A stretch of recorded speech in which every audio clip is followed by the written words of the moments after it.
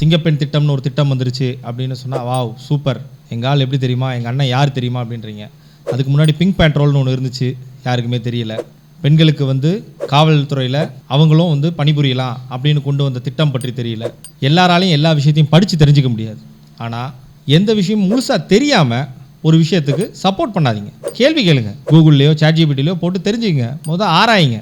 அதன் பின்னர் அதுக்கு நம்ம சப்போர்ட் பண்ணலாமா வேண்டாமா அப்படின்ற ஒரு முடிவுக்கு வாங்க. திராவிட மாடல் அரசை பற்றி அதுக்கு சப்போர்ட் பண்ணி நாங்களாம் பேசுகிறோம் அப்படின்னு சொன்னால் அதனால் எத்தனை பேர் பலனடைஞ்சிருக்காங்கன்றதை பார்த்தனால பேசுகிறோம். மே 4 தேர்தல் முடிவுக்கு பின்னர் வாக்கிட்ட நிறைய வாக்காளர்கள் சொன்ன ஒரு பதில், எப்படி திமுக தான் ஜெயிக்கும்னு நினச்சி தான் நான் தாவேக்காக ஓட்டு போட்டேன், அதுக்கப்புறம் நீ தாவேக்காக மாற்றி ஓட்டு போட்டால் திமுக ஜெயிக்கும் அப்படின்னு கேட்டால் ஏன் ஒரு ஓட்டுனால என்ன ஆக போகுது?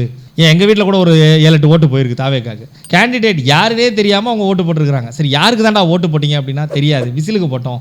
இன்னும் ஒரு சிலர் குக்கரில் இருக்க விசிலுக்கு போட்டோம். நாளைக்கு இதே நிலைமை தமிழகத்தில் திரும்பவும் நடக்கக்கூடாது. குறைந்தபட்ச ஒரு பேசிக் பிரின்சிபல்ஸோட சிந்திச்சு பார்த்துட்டு வாக்களிக்கணும் அப்படின்றதுக்காக தான்.